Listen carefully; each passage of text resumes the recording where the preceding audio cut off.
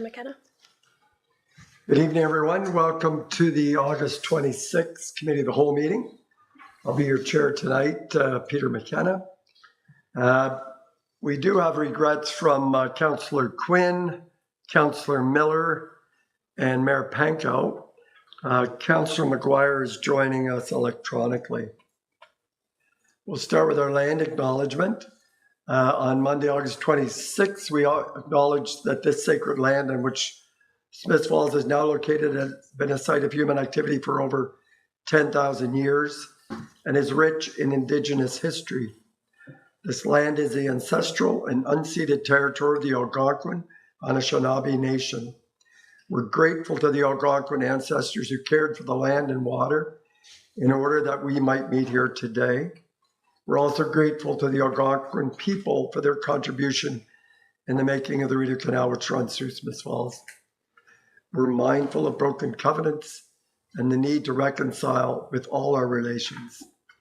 Together, may we care for this land and each other, drawing on the strength of our mutual history of nation building through peace and friendship and being mindful of generations to come.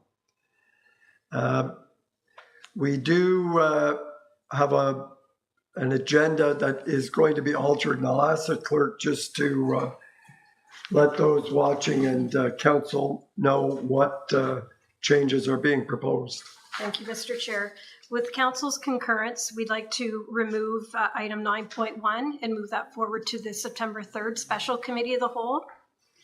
Also, with council's concurrence, we'd like to move item 10.8 up to 10.2, so immediately after the asset management plan, so Director Dober can return to his holidays after he presents his report. And finally, with council's concurrence, we would like to defer 10.2, the community grants program, the business licensing, which is 10.9, 10.11, which is the cash in lieu of parking policy, 10.12, the additional council representative on the Municipal Heritage Committee, and finally defer 10.13, amending yards bylaw. All of these will be deferred and placed on the September 3rd agenda. So I'll seek a motion to approve the amended agenda as the clerk has spelled out. Moved by Councillor Robinson, seconded by Councillor Brennan. Questions? I have a question. Yeah, that's fine. 10.9 is still on? 10.9 so is deferred. Oh, deferred, okay. Yes. Yep. So you second? Yep. Any further discussion? All in favor? That's carried. Thank you. With that amended agenda, is there any declaration of pecuniary or conflict of interest or general nature thereof? Councillor McGuire, you're okay with this agenda? Yep. Okay. A motion that the minutes of July 22nd, August 6th, Committee of the Whole be approved as circulated. Moved by Councillor Brennan, seconded by Councillor Robinson. All in favor? That's carried. Thank you. And welcome Arun Sharma from PSD Wide Inc. He's going to talk to us about our modernized asset management plan. And I know Director Dauber's also online. Director, do you want to say anything to launch this discussion? Yes, thank you very much, Mr. Chair. Through you, I would just like to thank all the hard work that the departments have aided in updating this information and update this plan, and also the hard work that our partners at Public Sector Digest have brought into this. I'm going to let Arun speak to it, and I'm here for any questions that council might have. Thank you. Well, good evening, everyone, and thank you, Paul, for the kind words. My name is Arun Sharma. I'm an asset management advisor here at PSD Citywide, and thank you for giving me the opportunity to speak with you today in regards to a little bit about asset management, what it is, what it covers from a legislative requirement, and then we'll also be discussing the project that Smiths Falls and PSD have been engaged in over the past 7 to 8 months. Next slide, please. There we go. Okay, so yep, just in terms of the agenda for today, we're very briefly going to go over what is asset management, what does it cover, what it doesn't cover. Following that, as I mentioned, we'll talk very briefly about the Ontario Regulation 58817, which mandates the activities that we've been doing over the past few months. Following that, we'll go into a project overview. So what is it exactly that town staff and us here at PSD have been involved in over the past few months? We'll then get into the specifics of Smiths Falls asset management plan, so the findings of that, and then looking at 2025 and onwards. And then at the end of the presentation, we'll go over some key takeaways, recommendations, and suggested action items. Next slide, please. So in regards to what asset management is, whether it's, roads, community centers, fire halls, and everything in between, we're aware that Smiths Falls owns and manages a variety of assets. However, that being said, another way to look at asset management is actually just by saying that it's service management. So next slide, please. Because essentially, at the end of the day, the asset is a conduit for the service we provide, whether it's safe and effective roads or bridges that allow work trucks or citizens to travel over, or whether it's parks and recreation facilities or splash pads. We know we own a variety of different assets. Next slide, please. That being said, though, what exactly does asset management involve, apart from the ownership of these assets? As per ISO 55000, which is the international standard organization, they've done a really great job with summarizing and really getting a great definition of what asset management involves. So going back to our roads example, there's the first pillar, which is the cost to own and manage that asset, so going back to our roads example, whether it's the operations and maintenance of that road, rehabilitation or reconstruction. So that's the first pillar. The second one is the performance. Are our roads providing a safe method of passage for our citizens? And then lastly, and the third pillar, risk. And risk comes in various shapes and sizes depending on the asset category, but with roads, for example, what is the risk, let's say, to an asset failure? Is it public liability, health and safety? Does it add detour lengths? Is it an inconvenience? So depending on the asset type, there's various risks involved to ownership as well. And all three of these pillars culminate into what we call levels of service or value. So switching gears a little bit here, let's discuss Ontario Regulation 58817. Next slide, please. And you can skip to the next one as well, the one with the timeline. Okay, so what you're looking at here is a timeline from the province of Ontario in terms of the mandated activities and deliverables that we're required to have public facing. So beginning in 2019, there was the asset management policy, which the town already has. In 2022, the town elected to create an asset management plan internally, and that essentially summarized all of our core infrastructure. So roads, bridges, your storm network, water network, and sanitary sewer network. With 2024, I'm pleased to announce that we are now 2024 compliant. And what that means is we've taken your 2022 AMP and we've also rolled in your non-core asset category. So these are your facilities, your land improvements, machinery and equipment, and your fleet. But that being said, although we are 2024 compliant, as you can see, 2025 is with summer wrapping up, it's right around the corner, and there is a pretty significant update required for 2025. Next slide, please.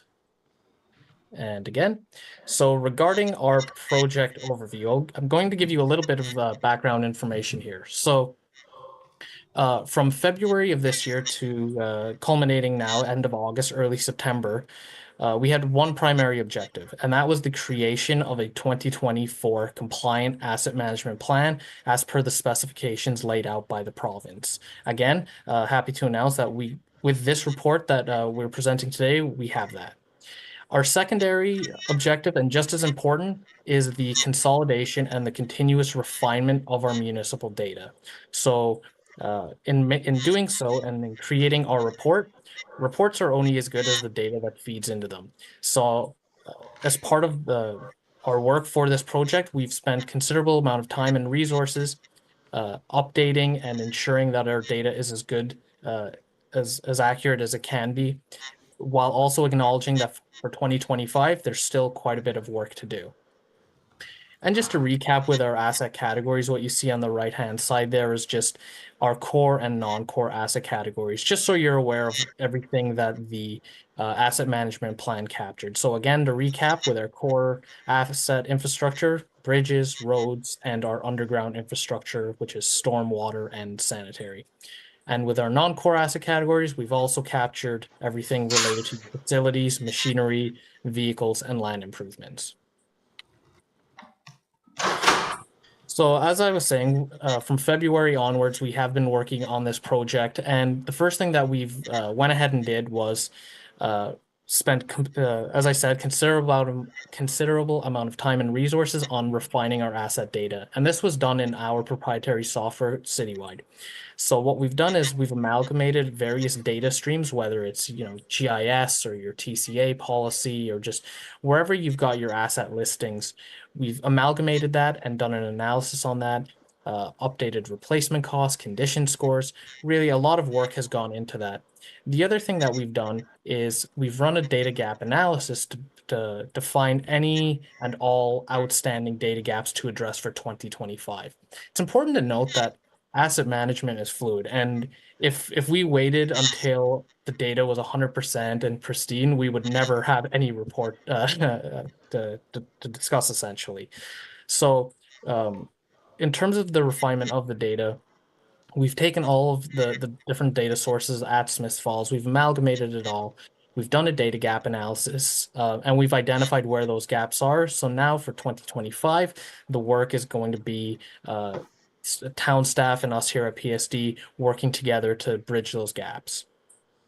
The second part of the project was essentially related around workshops and supporting documentation. So from March up until about May or so, what we did was we leveraged the phenomenal subject matter expertise at the municipality to really understand how assets have historically been managed. So this goes from everything from your operations and maintenance to how your assets are rehabilitated and replaced and or reconstructed. And in doing so, what we were able to do is document risks and the current levels of service being provided to your citizens. Next slide, please.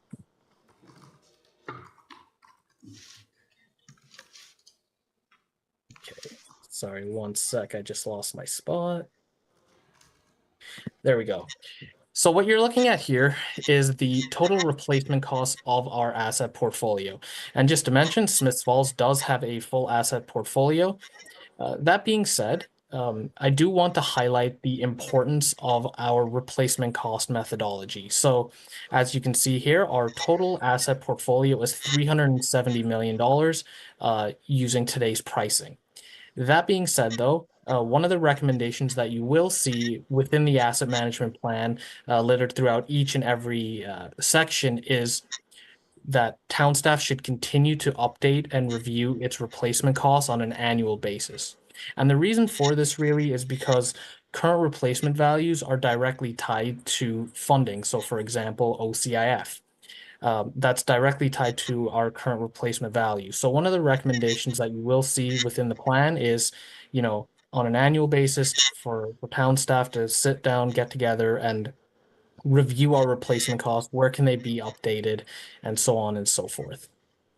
Next slide, please. What we're looking at now is the overall condition breakdown of our asset portfolio. So we've taken all of the assets owned by Smiths Falls and put it into a nice pie chart here. And there's a couple key figures to note. So first of all, 77% of our assets are in fair or better condition. So this is a good news story here. As generally we see these numbers around 40 to 50%. So 77% is a very good number here. And that ties into our second point, which is the reason for that is because 86% of our assets have been assessed. This is phenomenal news as well because assessed condition is much more accurate than no condition at all.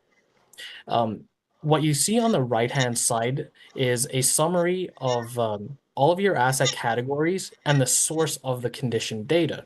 So for our road network and our bridges, for example, we can have a very high degree of confidence because the source of our data condition comes directly from a road need study or a mandated biennial inspection, which is the OSIM report. Now, what you will notice is with our other infrastructure like machinery and equipment, vehicles, land improvements, water network, these are all staff assessments. While valuable, it is important to note that staff assessments can, depending on the asset category, they can either overstate or understate the true condition of data, which is why it's important to have both internal and external assessments to ensure that the messaging and overall that the assets are as accurate as possible. And with our last key figure there on the left-hand side, the average condition of our assets. So this is a weighted score, and what it's telling us is that overall our score is 59%, which is right on the cusp of fair to good, which good starts at 60. So that is, in terms of the average condition of our assets, 59 is pretty standard in what we would see across municipalities. Next slide, please. So with our forecasted capital requirements, there's a couple things to note here. First and foremost, and I can't stress this enough, is the forecasted capital requirement is based on current data. The further we project out, the less accurate naturally projections get. Now, there is one thing that is definitely a little bit of an issue, and definitely we should discuss here is the backlog figure on the far left side there. So as you can see, we've got a very large backlog figure, and if I'm hopeful everyone can see that, but what it says is we currently have a backlog of $52.5 million. So backlog is essentially defined as assets that are still operational that are beyond their estimated useful life. So for example, if a water main was installed in 1920 and it has an E-well of 100 years, that means if it's still operational, it is technically backlog unless otherwise identified within our database or by staff. So that being said, we do have quite a large backlog. When we took a bit of a deeper dive here and a more granular look at it, we can see that most of that money is tied to our sanitary sewer network and a few large ticket items.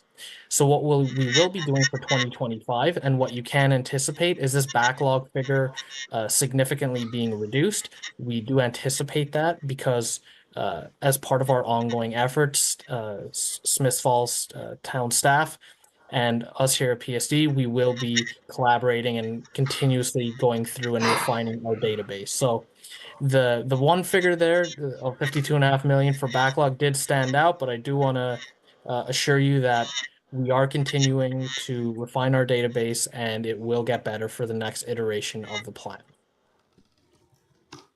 Next slide, please. Okay, so now in terms of our annual capital requirements and infrastructure deficit, what we've done is we've taken all of our condition data, all of our replacement costs, and we've ran it through our citywide system.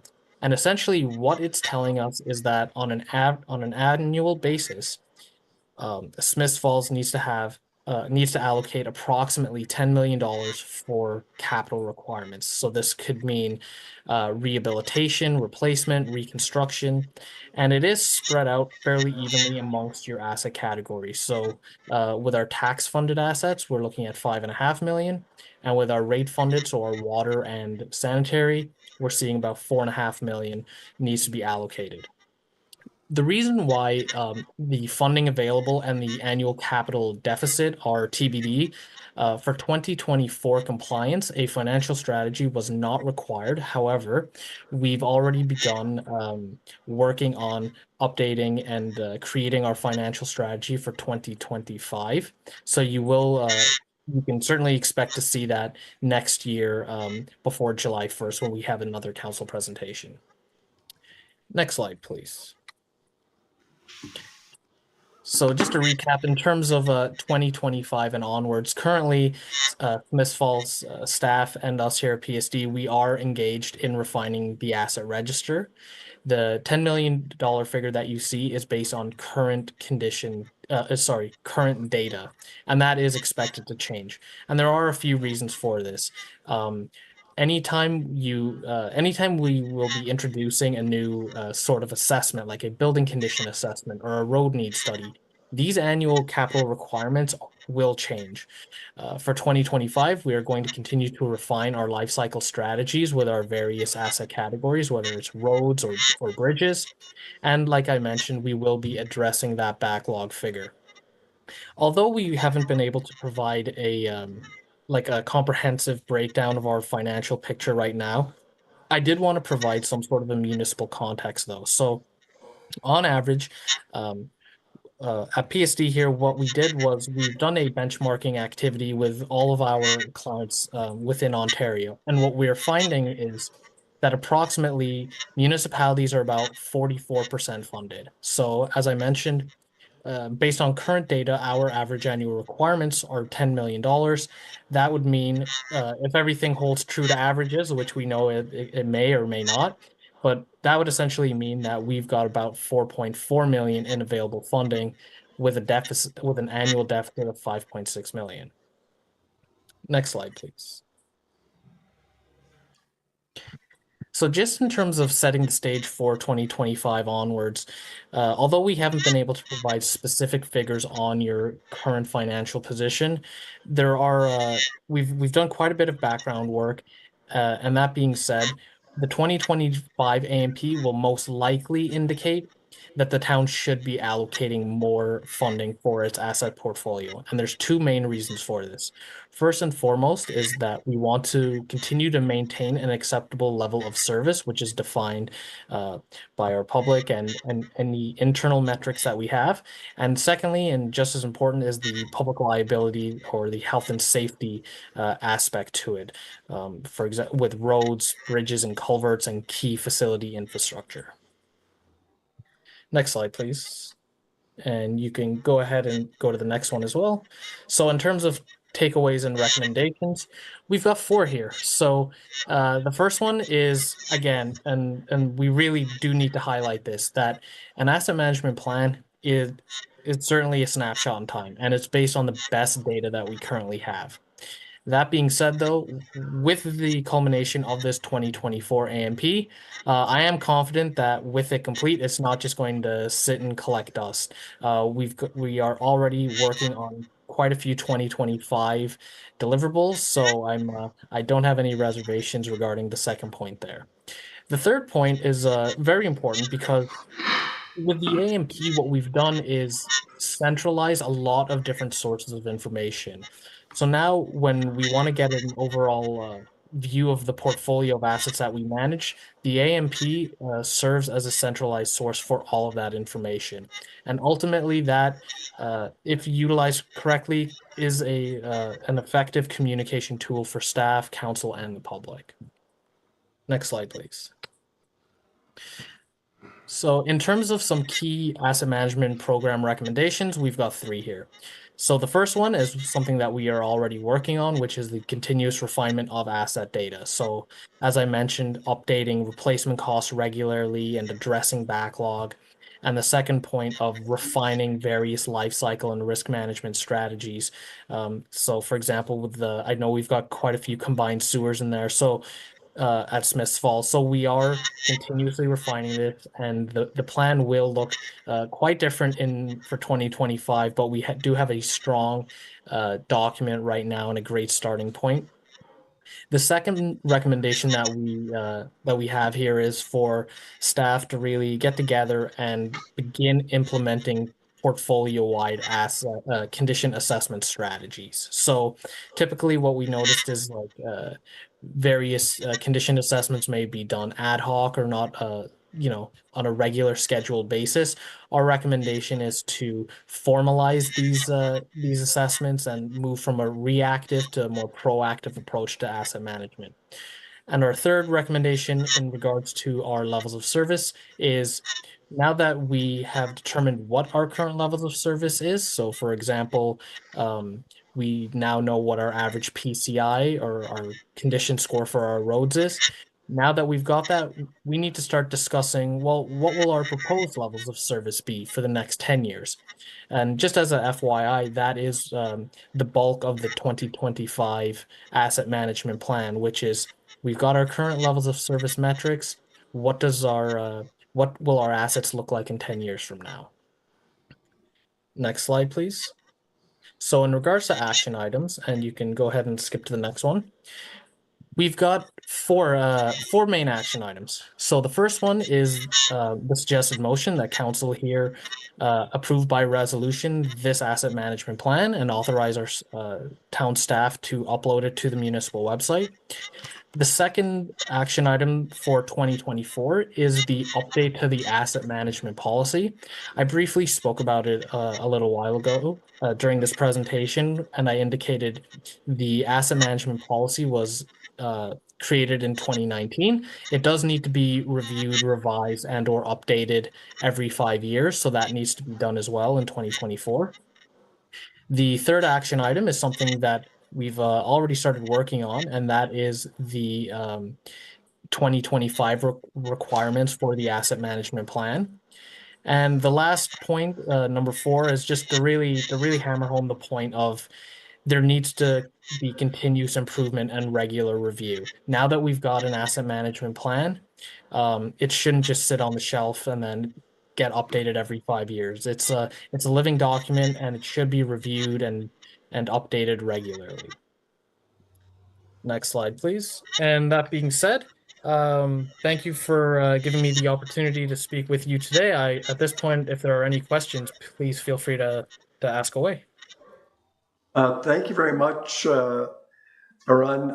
Paul, do you want to add anything before I go to questions, or you're okay?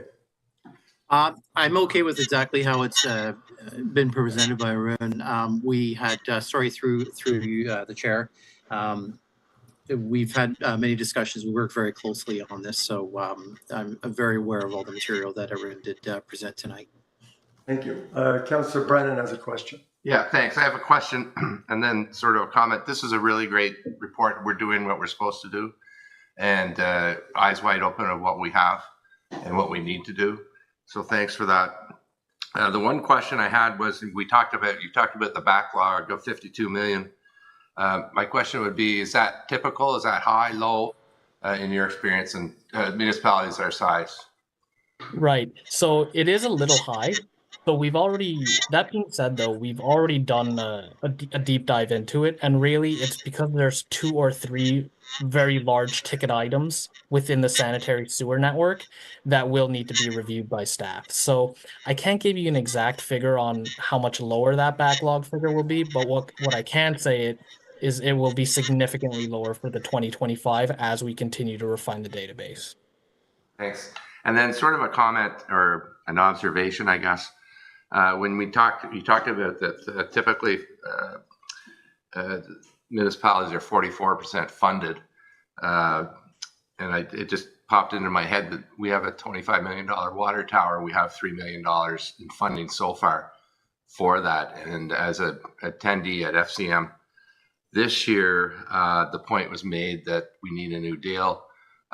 Municipalities supply something like 60% of the services to people, and yet the upper tiers transfer, I think the number was something like 8 or 10 cents on the dollar. So right. That's just a comment on my part, but that is a massive undertaking for us. I see other communities close to us are getting some significant dollars, i.e. Carleton Place. So hopefully we can tap into that. Certainly. Director Dauber. Thank you through the chair, to Councillor Brennan. Also, going back to that first point, with that backlog, as Arun had mentioned, that a lot of it has to do with the waste system and the waste sewers. Sanitary sewers, excuse me.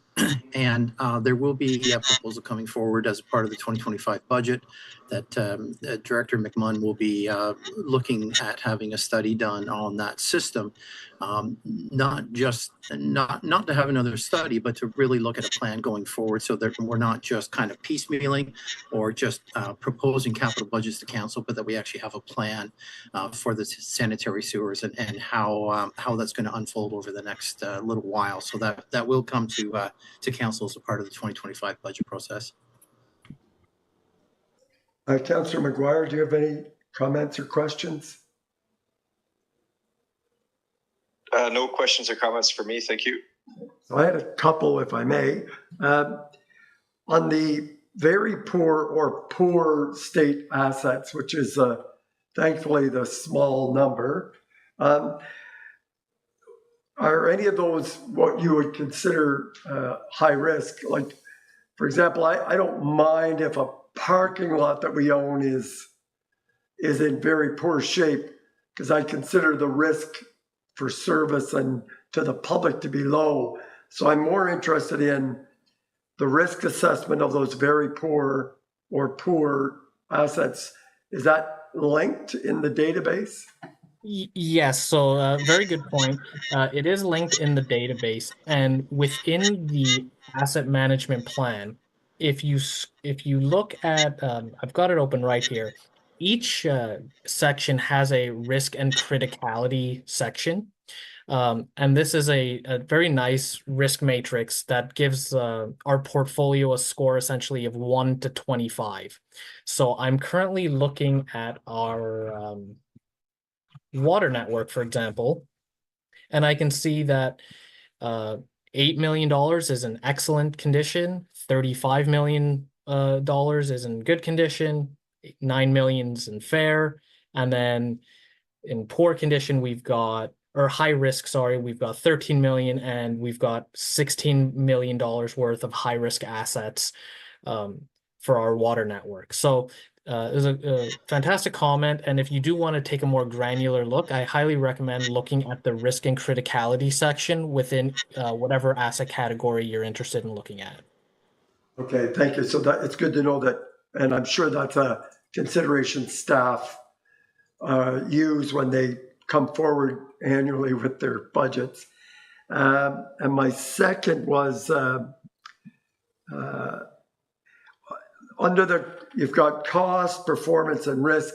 Are they equal when we do the assessment? Do they have the same weight? Yeah, because I would say so, because ultimately the three of them play integral parts in providing our levels of service. So to put it in a word, yes, for sure. Was you had a list of recommendations. Are they recommendations or requirements based on Reg 588 on that little list there? Right. Are they come right out of the reg? No, so the program recommendations are what we are recommending for best practices. What is required from the province, you can see under the action items. So the first points 1 to 3. So the first one is the suggested motion that the plan is approved by resolution, the update to the town's policy, and then preparing for 2025 requirements for July 1st of next year. So those are the requirements. The recommendations are simply just our way of saying for best practices, this is what we recommend. Thank you very much. We have this on priority item 10.2. You're welcome to stay for that. I'm assuming, and I shouldn't until we get there, but there seems to be support for the recommendation from Director Dauber, but we'll cross that bridge when we get to it. Thank you very much, and it's a pleasure to meet you. And thank you for your time. Great. Bye, everyone. Okay. We're on to item 7. And I understand we might have 2 reports tonight, CEO Morris. We do, Mr. Chair. Thank you. First one, we'll start with Julia, our Manager of Economic Development and Tourism. Thank you. Through you, Mr. Chair. A notification went around to council and staff earlier this week or early last week, but I just wanted to formally welcome Jeff Murphy, who will be our new Tourism, Arts and Culture Coordinator. Jeff is a resident of Smith Falls. He previously managed the local business in Smith Falls and was integral part of community events and helping organize some of the first Pride events, the Smith Falls Triathlon, and numerous charity events and fundraisers, as well as sat on numerous economic and tourism committees in the past. He's coming from the not-for-profit sector right now and has extensive experience in finding funding, working collaboratively with partnerships, and working with businesses as well. So I wanted to welcome Jeff to the town and let everyone know that he'll be starting on Wednesday. So Great. thank you. Thank you. And the second one, Mr. Chair, is a shout out to the great folks over at Gemmel's Garden Center. I think everyone would agree our downtown beautification efforts with the flower and plantings arrangement is second to none this year. And what inspired this, I've had a number of people come to town, delegations and different people from different municipalities, and we always like to show off our downtown. And without exception, they're entirely impressed with the look and the feel, and certainly the flower arrangements and plantings contribute to that sense of place and comfort, and people want to explore it. So we've been working with Mr. Gemmel and his very talented staff for a couple of years, and I just wanted to acknowledge and shout out the tremendous work that they've done in the downtown. As staff, we certainly appreciate it. I think council would agree that we're putting our best foot forward in downtown Smith Falls right now because in part because of the plantings. Absolutely. We couldn't have said it any better. Thank you. We're moving now. We have no committee of the whole consent reports. As you know, we've passed on the in-camera section. So we're going right down to 10.1, the asset management plan report from Director Dauber.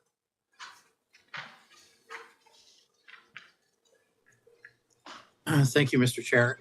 And through you to council, to the recommendation here. This is just a kind of a recap. It's a real high level, very small report. All the information was really contained within the presentation. So what we're looking for here is basically council's approval for the plan to change it from a draft plan to a final plan for 2024, and to direct staff to put it up onto the website in order to meet the regulation requirements. Okay. And specifically, it's council, the corporation of Smith Falls adopt the 2024 asset management plan as presented, and have staff post the adopted plan to the town website. And this will come up it'll be formalized at a council meeting, and I'm seeing nodding heads all around. Thank you very much for your work on that. And there's more to come for sure. So yeah, you have committee support tonight. Thank you. Now we're moving to the BR&E investment attraction strategy. Ms. Crowder's back up. Chair McKenna? Yeah. Could we move item 10.8? Oh, yes, I did see that. Missed it. Just one moment, please. Director Dauber, we appreciate you taking a pause to your vacation, and we'd like to get you back there as soon as we can. So the CCBF Municipal Funding Agreement Report 2024-103, would you like to speak to that one, please? Yes, thank you, Mr. Chair, and I appreciate that you being willing to move that around. It's much appreciated. CCBF is Canada Community Building Fund, which is the rebranded name for the gas tax. This is simply a renewal of the agreement. It's a 10-year agreement. The last time this was done was in 2014. The biggest change has to do with the name. There are a few other little changes in how it's Not a significant portion of changes within it, with some very small, minute ones that I've listed in the in the report. So what we're looking for is for the council of Smith Falls to authorize the mayor and clerk to sign the municipal agreement funding to make us compliable for 2024 to 2023. And the amounts for the next 5 years have been announced, and they are contained within the body of the report. I'd be happy to take any questions council might have. But I had one, it came up at the Ontario Municipal Association conference I was at last week. When you look at a 10-year agreement like this and the shift towards the electrification of our vehicles across the province, the question come up is, will that funding actually go down as people use less gasoline over a 10-year period? And no one had the answer. And I'm sure you do, Director Delbert. Well, through you, Mr. Chair, I'm sorry to disappoint, but I don't actually have the answer. As council is well aware, a lot of the basis of that is from the taxes that are collected at the pump. I don't know how the carbon tax plays into that, whether it's a replacement, an A for a B situation, but I imagine that's something that will be coming up, that will unfold in the next little while. I'm glad you brought that up because I'm going to be attending the Municipal Finance Officers Association conference next month, and there's been a spot for some questions to ask of the province, so I will to make note of that and make sure that I ask that question to come back and report to council. Thank you. And it seems to have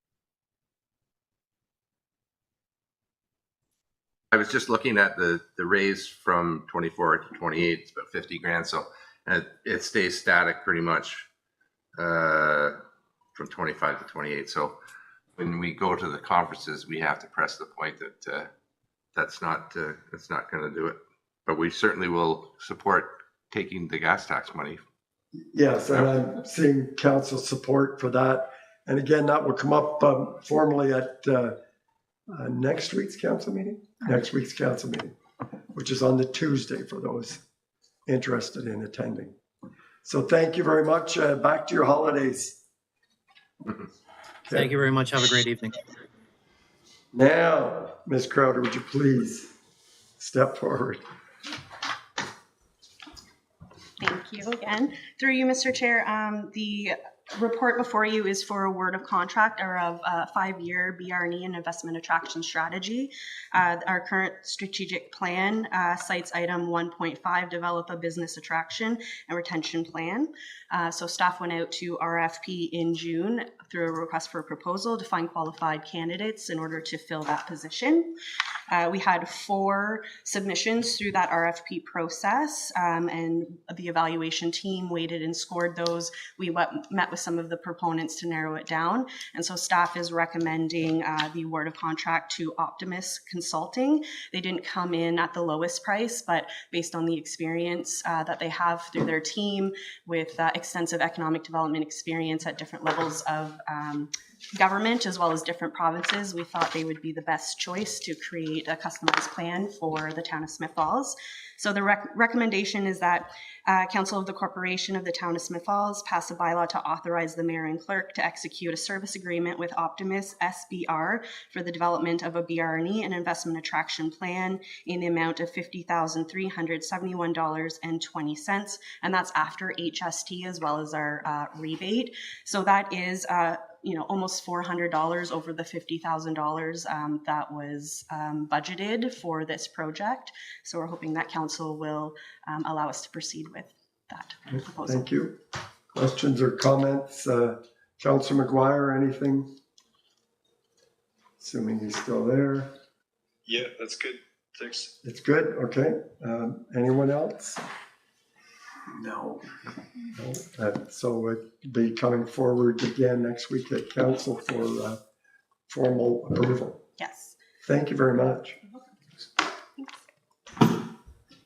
And another award of contract with Director Clark. Arena Melt Pit, which has got the best name. It's pretty good. Good evening, everyone. I'm here before you as I would like to award the repair of the melt pit. So it's part of the arena that's found in the mechanical room, and it does, as the name would suggest, it melts. It is a pit. So the ice is removed during ice maintenance, and it's dumped into a concrete pit. And it's been offline since 2022. So we'd like to get it back up and running, as we'll save water and overall costs in the long run. We had 3 competitive bids through the competitive process. Simcoe came in at $57,972 exclusive of net HST. That is $17,972 exclusive of net HST over the approved budget. So I'm seeking an opportunity to award that contract and also get a little extra money. Councillor Brennan. Does the melt pit service both the youth arena and the community center? It does. When we get it repaired, we can take you on a tour. And probably the outdoor arena, or No. you just dump it? Yeah, we just dump it. Councillor Robinson. I just have a comment. Mm-hmm. It makes total sense for us to go ahead with this process since we pay to treat the water that you're using, we pay to heat the water, and then it goes into the sewer and we have to treat it again before it goes into the water system. So I'm in favor of supporting that. Excellent. And Councillor McGuire, anything? You're okay with this? I think it's great. I miss the snow piles that used to be outside, but that era ended with the new rink. So if we can make it more efficient, that's great. Again, it'll be formalized next week at council. Thank you for your work on that. And as you know, don't go away. 25 Old Mill Road contract for demolition. Would you like to speak to that? Certainly. So still before you this evening. So I'm seeking approval this time to authorize Mayor and Clerk to execute the CCDC3 cost plus contract with IntegraCon Construction. And it's for the demolition of the structures on the property located at 25 Old Mill Road. As we know, there was a fire last May, or a year ago last May. The execution of this agreement is a necessary step to fulfill the town of Smith Falls obligations as the owner. So that's why we are signing it. It is coming from the funding that will be going into it is coming from our insurance premium, not premium, sorry, our insurance coverage. Seems support. I had a question.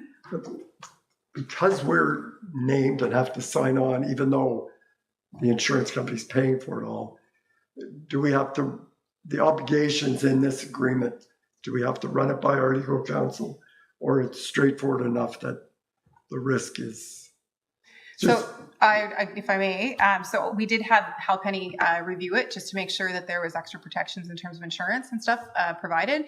So we can run it through legal if that would be preferable, but we haven't. No, that's fine. Halpenny assumes that as our broker, the risk or to us, they have our interest in mind. All right. Again, I'm getting nods for support, and that will come forward. And of course, the big question is when, but we'll sign the contract first and then figure out when. Thank you very much. Director McMunn on the Rideau Lakes ATV Club. Please and thank you. Thank you, Mr. Chair, and good evening, members of council. So I'm here this evening, I guess on behalf of Rideau Lakes ATV Club. Somewhat, I've had discussions as of late with the president, Mike Starr, from the ATV Club, and they're doing great things within the organization. And the one being is they're hosting a charity ride, excuse me, on the 21st of September of this year in support of Community Homes Support Lanark County. For this charity ride, they seek to garner about $5,000 to $10,000 worth of donations for the ride, and they expect to have about 100 plus riders participate in this event. So as we know, we've got a number of different bylaws in play right now affording ATV riders to use a number of our streets throughout town. Most of the streets throughout town are approved to get from home to trail and back, with a few exclusions. And this report speaks to, particularly the attachment in the report, attachment 1, speaks to the route that they expect to want to use for the charity ride. And the route will cross some town lands, particularly being the easement that runs behind the Tweed's bottling plant, just off Lawrence Street. So along the easement up to about where the water tower is being constructed right now. And then it'll go down Walker Road a little bit, hug the bush line to the south of Walker Road out to Queen, via Soper. It's not really a direct line. They're kind of make their way over down Walker Road, down Soper Road out to Queen, and then Queen down to Old Slies over to Jasper, and then they'll make their way out of town into Rideau Lakes. So Queen and Jasper are streets that are excluded in the bylaw right now that they can't travel on. So they're looking for a one-day exception to use those particular streets in town. I have consulted with the fire chief and the police chief. They don't have any concerns. They're in support of the charity ride and this provision. So, Great. Questions or comments? And Councillor McGuire, you're okay with this? Yeah, I think it's great. I do too. It's a great cause. I wish them well. I hope we see lots of ATVs on that route. thank you. Thank you very much. Thanks.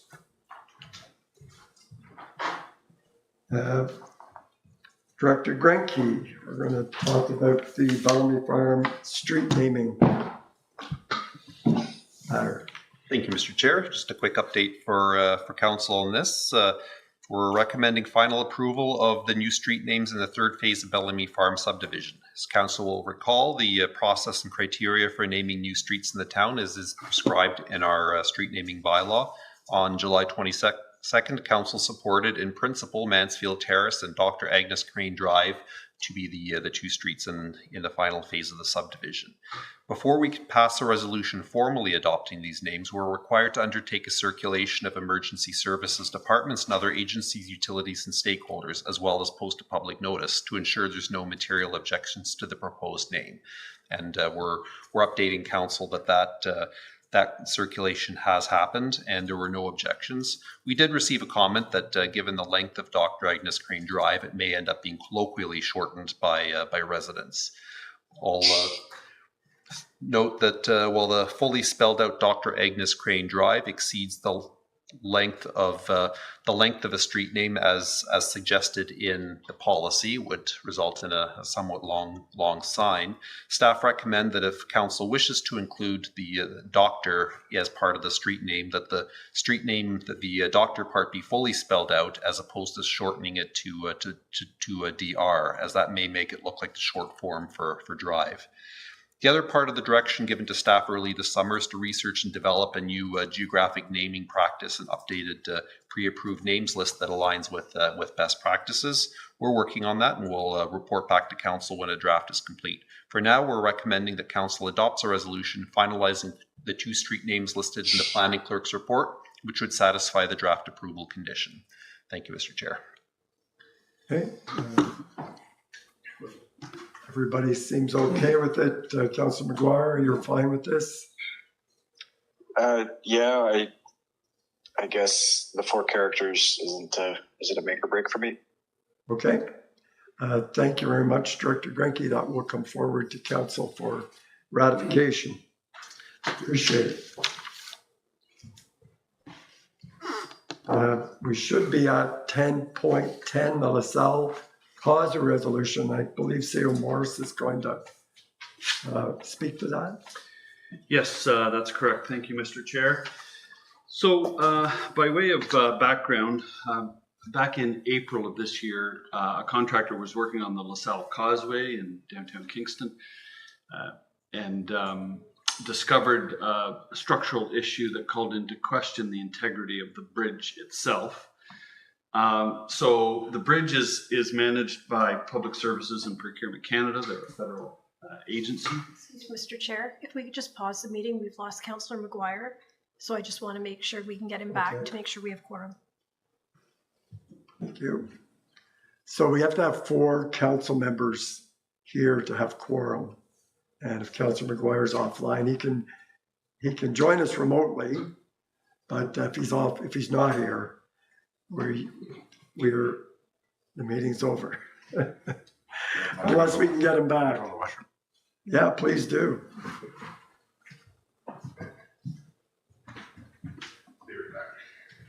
It's very rare that we only have four. There's normally all of us here, but summer and life gets in the way sometimes.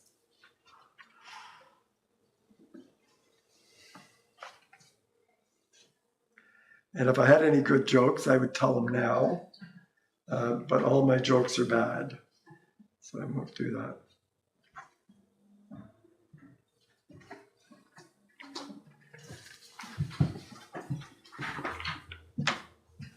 I believe he's traveling. I hope he didn't fall off a bridge.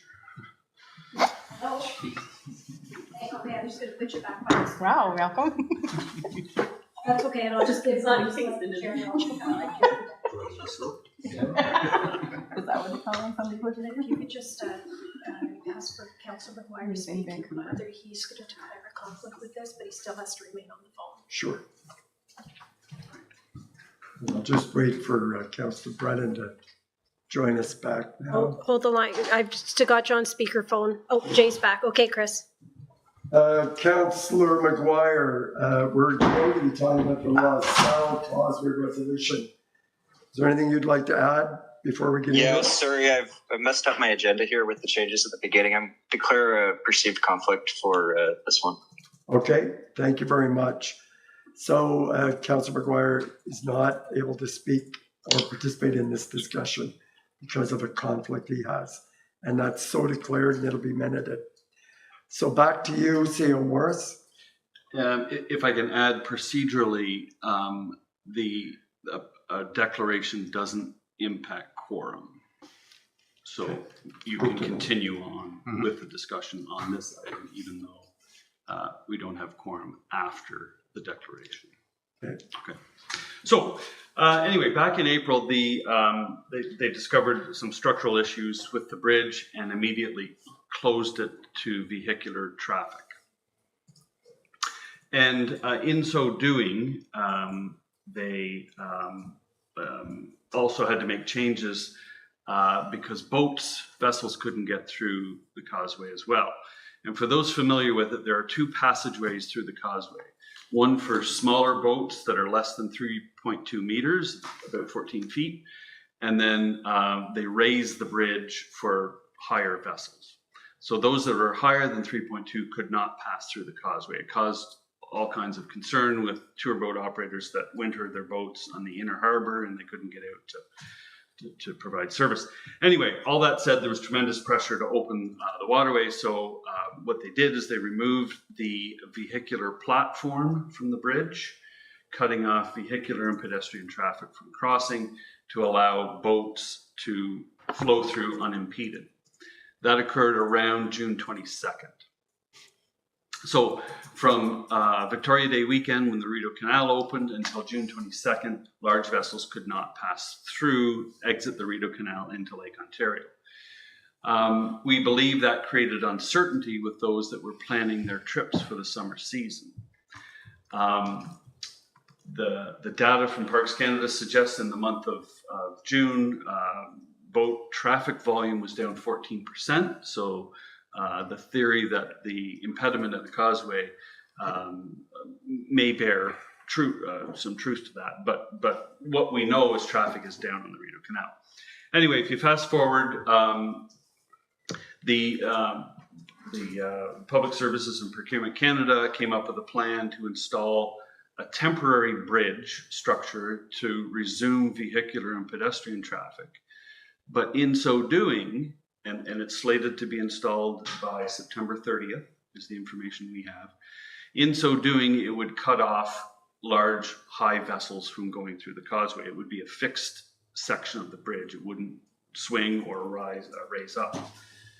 So when this information came out, Mayor Pankow and I had reached out to other communities, municipalities along the Rideau. There are 10 of them that border the Rideau Canal. We brought them together and said, this is problematic in our view. We think it should be problematic for everybody. They all agreed. The mayors and CAOs of those communities participated in the discussion. From that, we decided on a couple of things. The first one was to send a letter to Public Services and Procurement Canada signed by the mayors of those communities. That's been done to articulate the opposition and the financial impacts of impeding boat traffic and what that will do to economies of municipalities and tourism businesses along the Rideau Canal. So the other thing we agreed to as a group was to craft a resolution, a common resolution that everyone's taking to their council seeking endorsement. That's what we're proposing this evening. And I would point out, however, on the agenda, the version on the agenda was a draft. The final version has two subtle changes to it, and I'll just read the first one.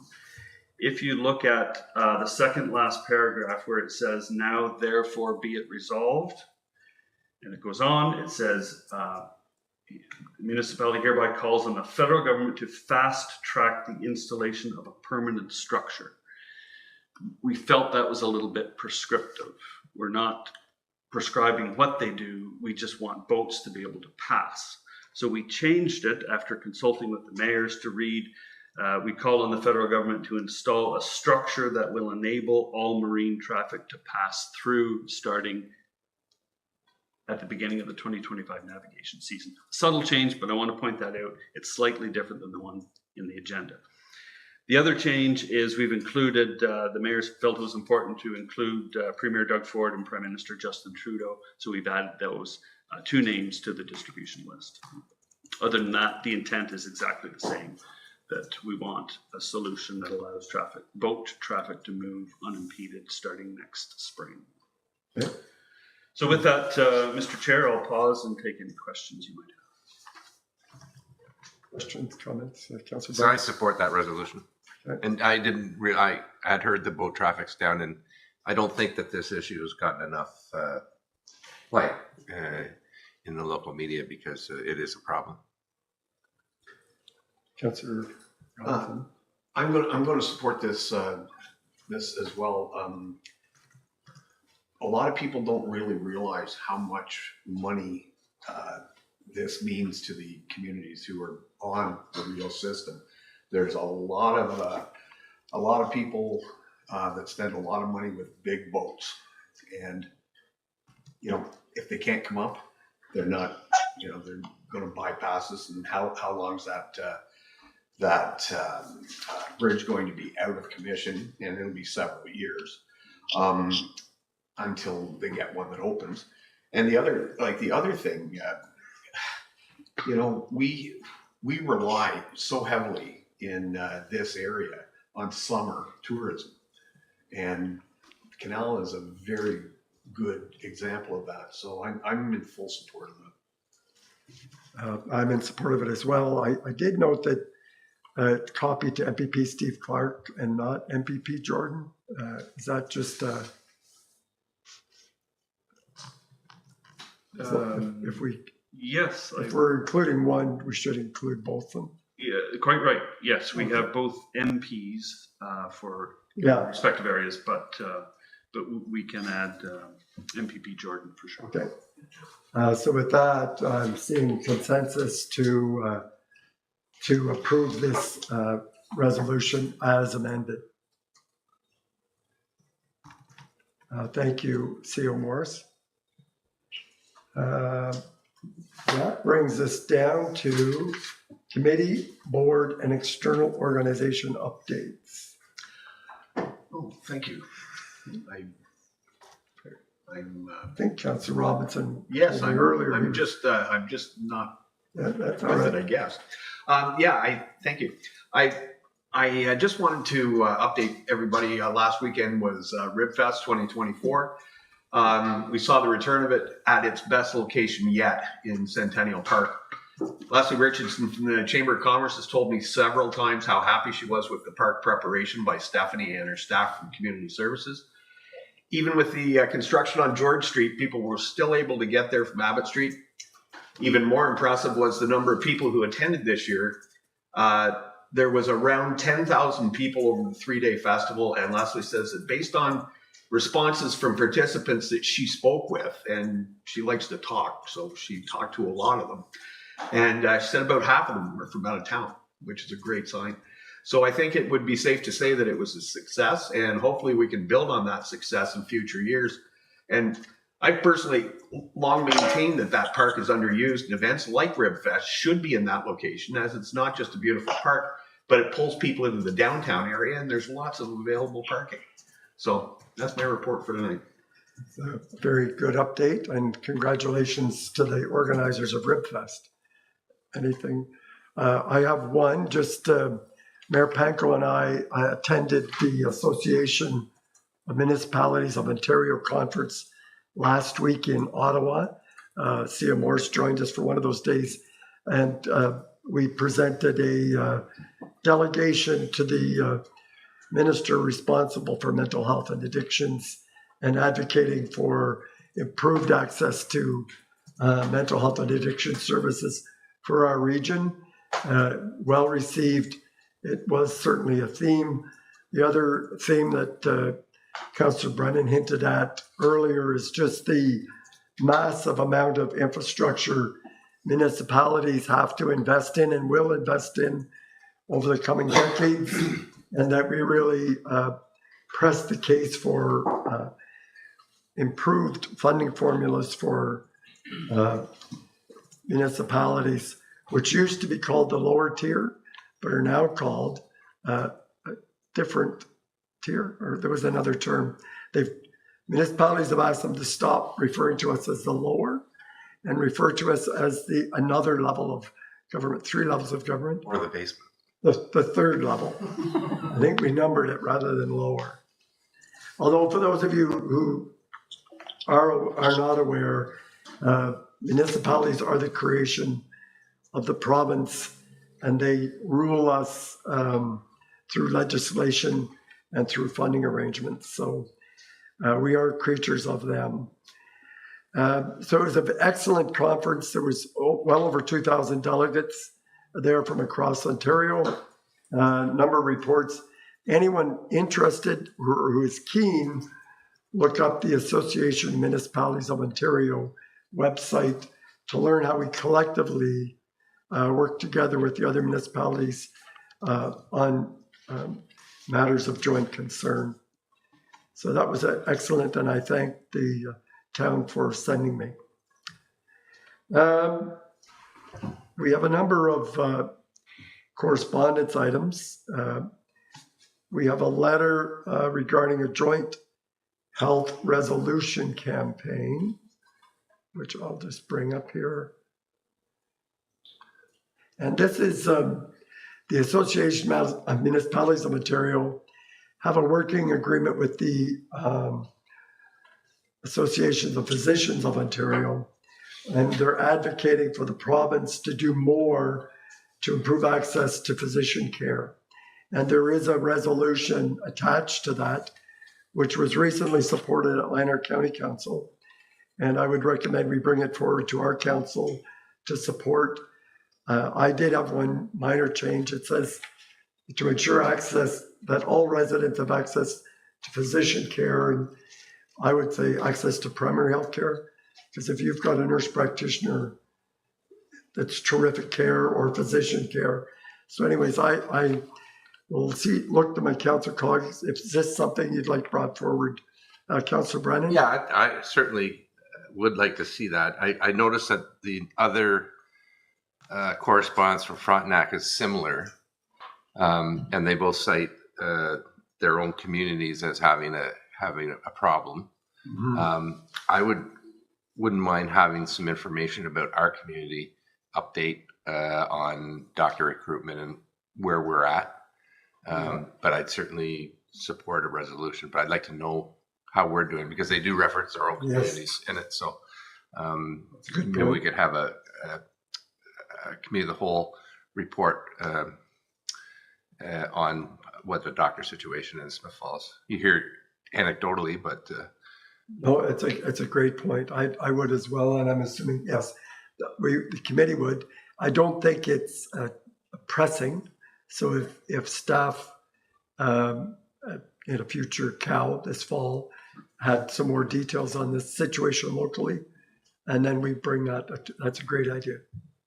And you're clear on that Noted, direction? yep. Great. Thank you. There is a letter from the town of Caledon regarding, there's all kinds of regulations about pets, and there's all kinds of regulation about farm animals, but apparently very little to restrict the keeping of exotic animals like lions and tigers and bears, maybe bears. But you can have these wild animals, exotic they're referred to, without much oversight. And this letter is asking the province of Ontario to actually adopt legislation that would either restrict it or at least a regulation if people are going to be doing that there's care. Thank you, Mr. Chair. Just to note that our council did pass that resolution a couple months ago. So both of these letters are support that we received just last week from other municipalities. So it's information. Information at this point. Thank you. And it appears to be gaining traction. Great. That brings us to the end of correspondence. Do we have any notice of motions? Seeing none. We have a recommended motion to that the committee adjourn its proceedings at 6:12 p.m. and stand so adjourned until the next duly called committee meeting. Moved by Councillor Robinson, seconded by Councillor Brennan. All in favor? That's carried. Meeting's adjourned. Thank you. Night, Chris. Thanks, Carrie. Good night. Night.